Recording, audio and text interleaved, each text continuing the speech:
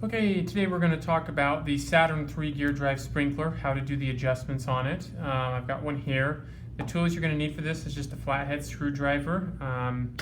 And we're going to start by taking the actual gear mechanism outside of the casing.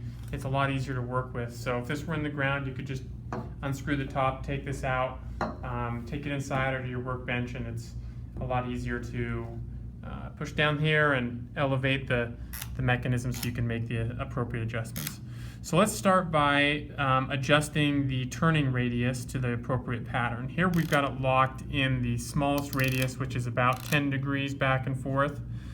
To make adjustments, you start by turning the top clockwise as far as it'll go until it locks in. That's where you want to make adjustments from. If you make it from anywhere else, it's not going to work right and you risk breaking some of the internal gearings. So yeah, we'll turn it clockwise all the way.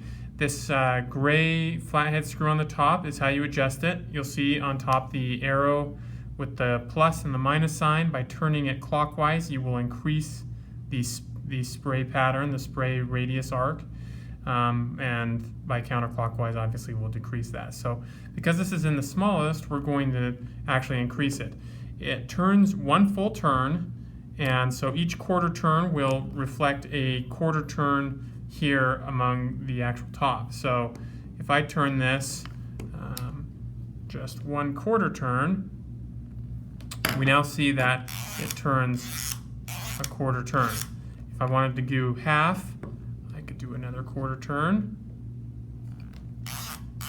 Now I've got half. And then it will go all the way to 360. If you turn all the way, it'll come all the way around and then rotate back. So let's take that back to, let's say only about half. All right, so there we see it turns about half. So that's how you adjust the spray turn radius. The next adjustment here on the top is the diffuser screw. When this is lifted, when it is actually screwed down, what's going to happen is the stream of water coming out of the nozzle is going to hit that and break apart and cause kind of a wider fan spray.